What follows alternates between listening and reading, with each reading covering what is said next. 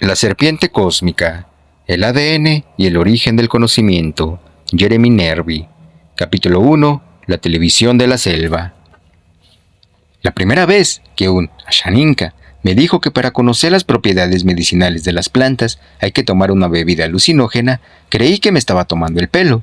Estábamos en plena selva, acurrucados al lado de un arbusto cuyas hojas, según me explicó, permitían curar la mordedura de una serpiente con un veneno letal. Bebiendo ayahuasca, uno aprende estas cosas, concluyó. Cuando le miré a los ojos, me di cuenta de que no bromeaba. Esto ocurrió a comienzos de 1985, en la pequeña aldea de Kirishari del Valle del Pichis, en plena Amazonía peruana.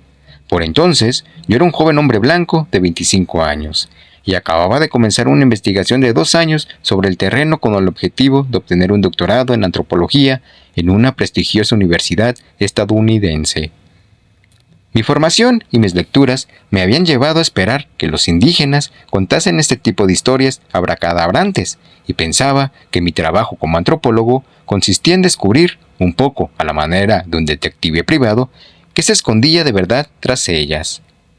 Durante todo el tiempo que duró mi estudio de campo sobre la cultura Ashaninka, los habitantes de Kirishari me remitieron de forma recurrente al mundo alucinatorio de los ayahuasqueros o chamanes.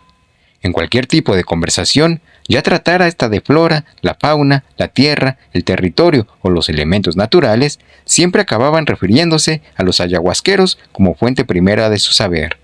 Y mientras tanto, mi pregunta seguía sin respuesta. ¿Cómo podía interpretar estas declaraciones para comprender su verdadero significado? Por entonces, ya había leído, con placer e interés, varios libros de Carlos Castaneda, sobre el uso que un brujo yaqui hacía de las plantas alucinógenas. Sin embargo, sabía que, en el ámbito académico de la antropología, Castaneda había sido desacreditado, acusado por unos de hacerse eco de un discurso inverosímil y por otros tanto de cometer plagio como de tener demasiada inventiva. Si bien jamás se le ha reprochado el hecho de haber acercado demasiado a su tema, la advertencia tácita era esta. Un estudio de los alucinógenos indígenas desarrollado a partir de una experiencia subjetiva podría generar problemas con la profesión. Desde esta perspectiva, en 1985, los ayahuasqueros suponían para mí un mundo repleto de sombras que estaba deseando dilucidar. Además, mi objetivo de estudio, la utilización que hacen los ashaninkas de los recursos naturales en el Valle del Pichis, no era en absoluto neutro. En efecto, a comienzos de los años 80, el gobierno peruano se había lanzado, con el apoyo de grandes organismos internacionales dedicados a la cooperación y al desarrollo, a la colonización de los territorios indígenas en los flancos orientales de la base de los Andes. El proyecto, que partía de la idea de que existían inmensos terrenos deshabitados que demandaban recuperar su valor para el progreso del país, tenía como objetivo emprender la conquista de Perú por los peruanos. Para los expertos de la época, el desarrollo consistía en talar la selva tropical y transformarla en pastos para el ganado. Cuando se les argumentó que esos territorios estaban deshabitados desde hace milenios y que, en ciertos casos, el umbral de explotación equilibrada había sido alcanzado ya por la población existente, alegaron que los pueblos indígenas utilizaban los recursos de manera irracional y que la confiscación de sus tierras se justificaba desde un punto de vista económico. Pertrechado con el idealismo de mi juventud, yo había concebido un proyecto de investigación que, además, pretendía ser útil para los sujetos que formarían parte del estudio. Mi intención era realizar un análisis económico, cultural y político que demostrara la naturaleza racional del uso que los Ashaninka hacen de la selva. A mi modo de ver, mis conclusiones contribuirían de una u otra manera a su lucha por obtener el reconocimiento oficial de sus terrenos y los títulos de propiedad sobre los mismos. Sin embargo, llamar la atención sobre el origen alucinatorio del conocimiento ecológico indígena, tal como los propios Ashaninka defendían, habría sido contraproducente para mi propuesta. Después de 2 meses de trabajo de campo, mi proyecto sufrió un revés inesperado. Me había ausentado de Kirishari para ir a Lima a renovar mi visado. A mi regreso, enseguida me di cuenta de que me recibían de una forma distante. Al día siguiente, en una reunión informal que tuvo lugar frente a la casa donde me alojaba, el malestar se hizo evidente. Me preguntaron si era verdad que solo había ido a su aldea para conseguir el título de doctor y si, después, regresaría de inmediato a mi país. La cuestión me sorprendió, pues yo tenía la costumbre de usar la palabra antropólogo y no doctor, para describir mi futura profesión, a fin de evitar toda confusión con la noción de médico. Lo que había sucedido es que una delegación del Proyecto Gubernamental de Cooperación y Desarrollo, el Proyecto Especial Pichis Palcasu, había ido a la aldea aprovechando mi viaje para averiguar qué era lo que hacía yo allí. Como respuesta, los habitantes de Kirishari les habían enseñado mi muestrario de plantas medicinales. Entonces, los empleados del gobierno les acusaron de comportarse como unos completos ingenuos. ¿Ignoraban acaso que mi única intención era recabar la información necesaria para ser doctor y regresar a toda prisa a mi país, donde haría fortuna gracias a sus plantas medicinales? Por supuesto, la realidad era que me dedicaba a inventariar estas plantas para demostrar que la selva tropical virgen, que parecía inútil para los expertos que la sobrevolaban en avioneta, es, entre otras cosas, una inmensa farmacia para los ashaninkas. Esto fue lo que les expliqué a los habitantes de Kirishari aquella misma mañana. En cualquier caso, sabía que en ese momento cualquier tentativa de aclaración no haría más que confirmar sus suspicacias. Al fin y al cabo, no dejaba de ser cierto que, una vez presentara mi tesis ante un tribunal universitario, si todo iba bien, sería en efecto doctor. No me quedaba otra que cortar por lo sano. Abandoné mi proyecto de recolección de plantas medicinales y entregué lo que tenía hasta la fecha al archivo de la escuela primaria de la aldea. Por suerte, la propuesta fue acogida con alivio y la tensión se esfumó de inmediato. Aunque con esa decisión se desvanecía también una de las bases empíricas sobre las cuales pensaba edificar mi tesis, el uso racional que los ashaninka hacían de sus recursos. Al cabo de 4 meses, abandoné Kirishari para pasar una temporada en la comunidad vecina de Cajonari, situada a unos 10 kilómetros a pie a través de la selva. Varias personas me habían dado a entender que no era justo que Kirishari tuviera el monopolio del antropólogo que daba cursos de contabilidad. Se trataba, de hecho, de unas lecciones informales de aritmética que había comenzado a impartir por petición expresa de los lugareños. La acogida en Cajonari fue muy calurosa. Nada más llegar, pasamos varias veladas bebiendo cerveza de yuca, masato, mientras los vecinos contaban historias y cantaban para mi grabadora. Durante el día practicábamos aritmética, trabajábamos en los huertos o repasábamos las grabaciones de la noche anterior. Por supuesto, todo el mundo quería escuchar su propia actuación. Una noche, la charla de la media docena de hombres que se había reunido a beber masato en la penumbra del porche de una casa se centró en el asunto del desarrollo. Era un tema recurrente desde la llegada al valle de la delegación del proyecto espacial Pichis Palcasu, con su propuesta de $86 millones. En general, los ashaninka sentían frustración al respecto, pues se les reprochaba que no eran capaces de producir nada y que no sabían trabajar para el mercado, aun cuando sus huertas rebosaban y casi todos soñaban con ganar, al menos, un poco de dinero. Comentamos la diferencia entre la agricultura ashaninka y la moderna. Para entonces, yo ya había comprendido que, a pesar de su aparente desorden, los huertos indígenas eran obras maestras de la policultura que contenían hasta 70 plantas diferentes mezcladas de manera compleja, pero jamás inocente o azarosa. En el curso de aquella conversación, elogié sus prácticas tratando de demostrarles, entre otras cosas, mi asombro frente a su sabiduría botánica. Aproveché también para lanzarles esta pregunta. ¿Cómo aprendisteis todo esto? Un hombre llamado Ruperto Gómez me respondió, hermano Jeremías, para entenderlo de verdad tienes que tomar ayahuasca. Mis orejas alzaron como las de un perro. Sabía que la ayahuasca era el alucinógeno que consumían los pueblos indígenas de la Amazonía occidental. Ruperto, que no rechazaba ninguna de las calabazas llenas de masato que nos íbamos pasando, continuó en tono confiado. La ayahuasca es la televisión de la selva. Gracias a ella puedes ver imágenes y aprender cosas. Esbozó una pequeña sonrisa, pero nadie rió, y concluyó, si quieres probarla, yo puedo ayudarte. Respondí que estaba muy interesado. Entonces él se lanzó a hacer una comparación entre mi ciencia contable y su ciencia oculta. Me contó que, para formarse como ayahuasquero, había pasado una temporada con los Shipibo, vecinos del norte, famosos por el poder de su medicina. En el proceso, pasó largos meses en la selva sin comer más que plátanos, yuca y corazones de palmera, e ingiriendo grandes cantidades de plantas alucinógenas bajo la tutela de un ayahuasquero Shipibo.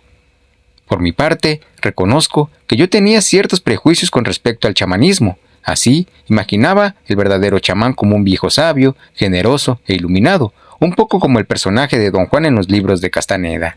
Y aquel hombre se alejaba bastante de esa imagen. Pero, como ningún viejo sabio había salido de la selva para iniciarme, yo tampoco estaba a disposición de hacerme el interesante.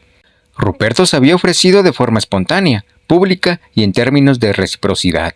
Yo debía, a cambio, darle unas lecciones avanzadas de contabilidad. Acepté pues su propuesta, aunque en aquel momento no descarté que se esfumara junto con los efectos del masato. 2 semanas más tarde, cuando yo estaba ya de regreso en Kirishari, Ruperto se presentó para recibir su primera clase. Antes de marcharse me dijo: volveré el sábado próximo con lo que hemos hablado. Tienes que prepararte el día anterior, no comas nada con sal ni grasa, solo un poco de yuca hervida o asada. El día acordado apareció con una botella llena de un brebaje rojizo. Una vieja coronta de maíz hacía las veces de corcho. No había seguido sus instrucciones al pie de la letra porque, en el fondo, creo que no me tomaba el asunto muy en serio. La idea de evitar ciertos alimentos me parecía más propia del ámbito de la superstición que de la realidad bioquímica. De hecho, mi comida del mediodía había consistido en un filete de venado ahumado con yuca frita.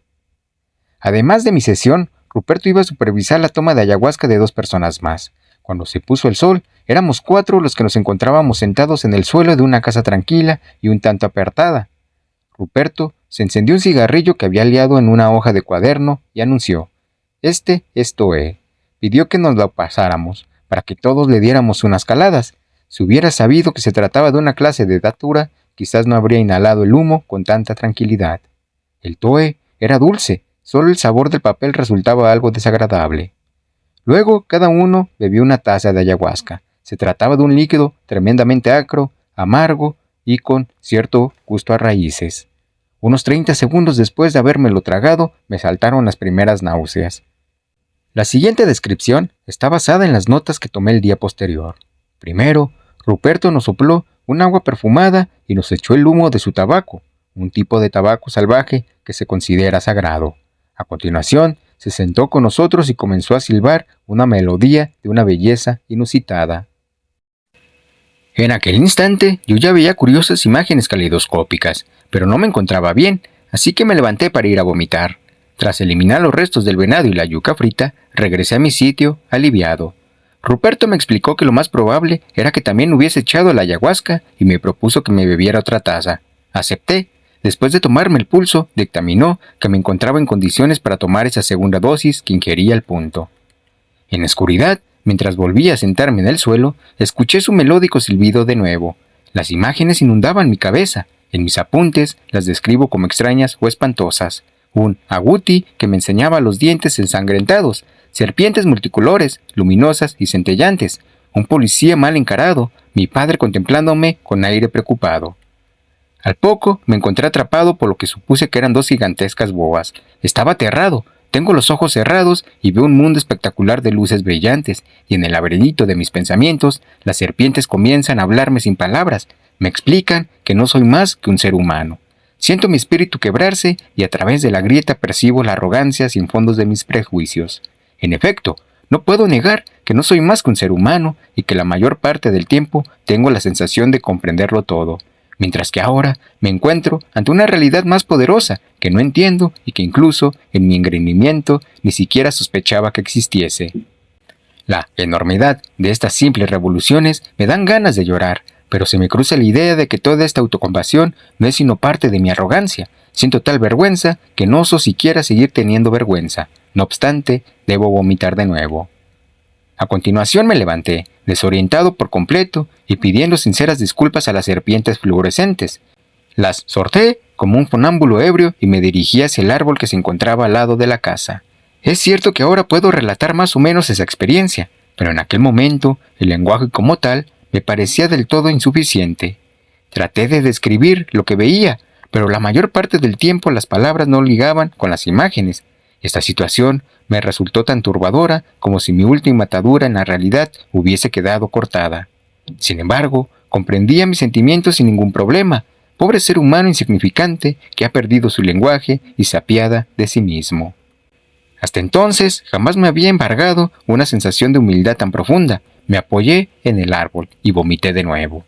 En Ashaninka, ayahuasca se dice kamarampi, del verbo kamarang, vomitar. Cerré los ojos y todo se volvió rojo. Vi el interior de mi cuerpo, también rojo. No vomito un líquido sino un color rojo eléctrico como la sangre.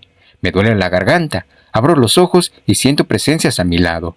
Una oscura a mi izquierda, a 1 metro sobre mi cabeza y otra más clara a mi derecha. Estoy girando hacia la izquierda, no me molesta la presencia oscura, pero me sobresalto cuando soy consciente de la clara y me vuelvo para mirarla. No llego a distinguirla con la vista. Me encuentro tan mal y tengo tan poco control sobre mis pensamientos que no siento deseos de verla. Eso sí, conservo suficiente lucidez para saber que no es sangre lo que vomito. Después de un instante me pregunto qué debo hacer. Me abandono a las instrucciones que parecen venir del exterior, de la presencia oscura. Ahora toca vomitar, ahora toca escupir, sonarse la nariz, enjuagarse la boca, no tragar agua. Tengo sed, pero mi cuerpo me impide beber. En un momento dado, en medio de estas abluciones, levanto la cabeza y veo a una mujer ashaninka vestida con una larga toga tradicional de algodón, kushma, que se detiene a unos 7 metros de mí. Parece levitar por encima del suelo. La distingo en la oscuridad, que se ha vuelto luminosa. La luz se asemeja a la de la noche americana de ciertas películas, es decir, una suerte de filtro oscuro para hacer creer que el día es noche. Mientras contemplo a esa mujer que me observa en silencio en esta noche súbitamente clara, me quedo de nuevo anonadado al intuir la familiaridad de esta gente con una realidad que trastorna mis axiomas y de cual era por completo ignorante. Todavía muy confundido, estimo que ha acabado todo e incluso me enjuago la cara y regreso maravillado por el mero hecho de haber vivido esto. Me alejo del árbol, de las dos presencias y de la mujer flotante, y vuelvo con el grupo. Ruperto me pregunta, ¿te han explicado que no debes beber agua? A lo que respondo afirmativamente. ¿Estás mareado? Lo estoy, me siento y él retoma su canto. Nunca había escuchado una música tan bella, pequeños estremecimientos sonoros y esa voz tan alta en el límite del gorjeo. La sigo y retomo mi vuelo, me desplazo por el aire, cientos de metros por encima de la Tierra, y al mirar hacia abajo, diviso un planeta blanco por completo. De golpe, su voz calla y me encuentro de nuevo abajo, diciéndome, no es posible que esto se detenga ahora. No veo más que imágenes confusas, con cierto contenido erótico, una mujer con 20 senos. Ruperto canta de nuevo y yo descubro una hoja verde, con sus nervaduras, luego una mano humana con las suyas. Todo parece entrelazado. Descanso, asumo que es imposible acordarse de todo.